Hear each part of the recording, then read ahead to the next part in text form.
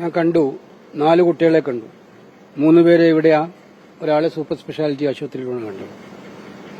അത് ആശ്വാസകരമായ കാര്യം 4 പേരും അപകടനില തരണം ചെയ്തു എന്നുള്ള രീതിയിലാണ് പ്രിൻസിപ്പലും ആർഎംഒയും ഉത്തരവാദപ്പെട്ട ചികിത്സിക്കുന്ന ഡോക്ടർമാരും പറഞ്ഞത്. നമ്മളെ നാടിനെ നടുക്കിയ അതിദാരുണമായിട്ടുള്ള ദുരന്തമായിരുന്നു. അന്ന് ഞാൻ പാർലമെന്റ് സമ്മേളനവുമായി ബന്ധപ്പെട്ട് ഡൽഹിയിലായിരുന്നു.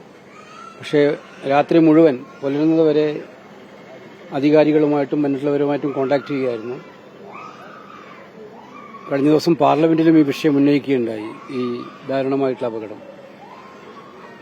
നമ്മുടെയെല്ലാം മനസ്സിൽ ഇപ്പോഴും വേദനയായിട്ട് നിൽക്കുന്നൊരു അപകടമാണ്. 2 കാര്യങ്ങളാണ് അതിനകത്ത്. ഇന്നിപ്പം ഞാനവിടെ വന്നപ്പോൾ അവരുടെ രക്ഷാകർത്താക്കളെല്ലാം ഞാൻ കാണുകയുണ്ടായി. അത് കഴിഞ്ഞ് കോളേജ് യൂണിയൻ ഭാരവാഹികളുമായിട്ടും PTA ഭാരവാഹികളുമായിട്ടും ചർച്ച നടത്തുകയുണ്ടായി ഇപ്പം അവിടെ കോൺഫറൻസ് ഹാളിൽ വെച്ചിട്ട്. അപ്പോൾ 2-3 കാര്യങ്ങളാണ് ഏറ്റവും പ്രധാനപ്പെട്ട കാര്യം. നമ്മുടെ മെഡിക്കൽ കോളേജിന്റെ ശോചനീയാവസ്ഥ നിങ്ങളെല്ലാം എല്ലായ്പ്പോഴും റിപ്പോർട്ട് ചെയ്യുന്നതാണ്. സർക്കാരിന്റെ നിങ്ങളെല്ലാവരുടെയും കണ്ണു തുറപ്പിക്കേണ്ട കാര്യമാണ്. ഇത് ഒരു പ്രസ്റ്റീജിയസ് മെഡിക്കൽ കോളേജാണ്. സത്യത്തിൽ അക്കാഡമിക് രംഗത്ത് ഏറ്റവും ബ്രില്യന്റായ കുട്ടികൾ പഠിക്കുന്ന ഒരു മെഡിക്കൽ കോളേജുകളിലൊന്നാണ് ഇത്.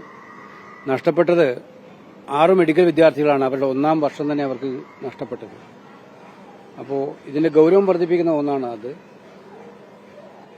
2 കാര്യങ്ങളാണ് എനിക്ക് സർക്കാരോട് പറയാനുള്ളത്. ആ കുടുംബം മെഡിക്കൽ വിദ്യാർത്ഥികളായതുകൊണ്ട് അവരെല്ലാം സമ്പന്നരാണെന്ന് ധരിച്ചുകൊണ്ട് സർക്കാർ പെരുമാറുന്നതിൽ അർത്ഥമില്ല.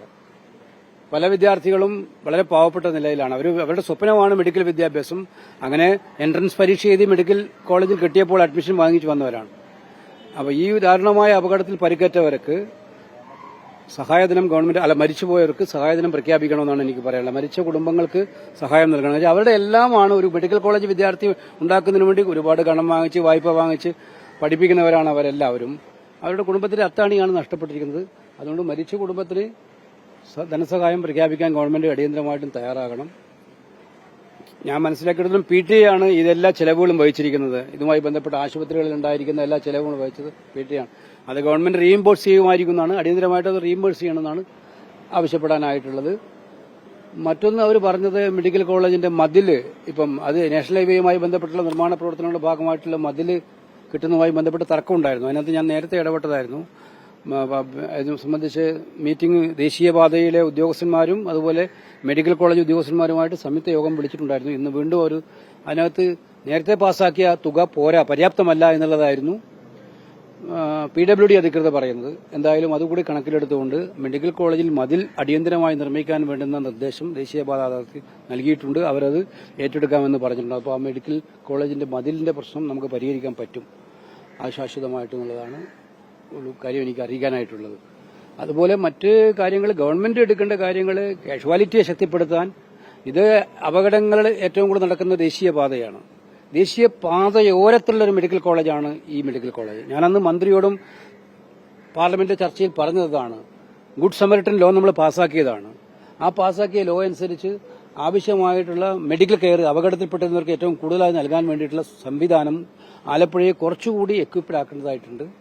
അത് നമ്മളെല്ലാം വീണ്ടും പരിശ്രമിക്കും.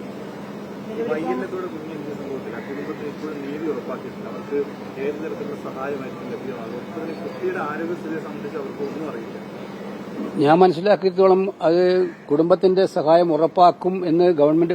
കുട്ടിയുടെ ചികിത്സാ സഹായം മുഴുവൻ ഗവൺമെന്റ് ഏറ്റെടുക്കുമെന്നാണ് പറഞ്ഞത്. ഇന്നിപ്പം അച്ഛന്റെ പ്രസ്താവന ഞാൻ വായിക്കുകയുണ്ടായി പത്രങ്ങളിലൂടെ മാധ്യമങ്ങളിലൂടെ. അങ്ങനെ ഇതുവരെ അക്കാര്യത്തിൽ ഒരു ഉറപ്പും ഗവൺമെന്റ് ഭാഗത്തുനിന്ന് കിട്ടുന്നില്ല എന്നുള്ളത്. കലക്ടറുടെ അറിയിപ്പുണ്ടായി ഏറ്റെടുക്കാമെന്ന് പറഞ്ഞിട്ടുണ്ടെന്ന്. എന്തായാലും അതിനൊരു ക്ലാരിറ്റി സർക്കാരുമായി ചർച്ച ചെയ്ത് വരുത്തും. ഇല്ലെങ്കിൽ മറ്റു കാര്യങ്ങളെക്കുറിച്ച് ആലോചിക്കും. നിലവിൽ ഈ കുട്ടികളുടെ പരിക്കേറ്റ ആശുപത്രിയിൽ കഴിയുന്ന കുട്ടികളുടെ രക്ഷിതാക്കളെ കണ്ടെന്ന് പറഞ്ഞു. തൃപ്തരാണ്. ഇവിടുത്തെ ചികിത്സയിൽ അവരെല്ലാം തൃപ്തരാണ്. ഞാൻ ICUവിലുള്ള കുട്ടികളെല്ലാം നേരിട്ട് കണ്ടു. അതുപോലെ രക്ഷാകർത്താക്കളെയും കണ്ടു. ഇപ്പോഴത്തെ ചികിത്സയിലൊക്കെ അവർ ഇവിടുത്തെ കാര്യങ്ങളിൽ സംതൃപ്തരായിട്ടാണ് എനിക്ക് കാണാൻ കഴിയുന്നത്.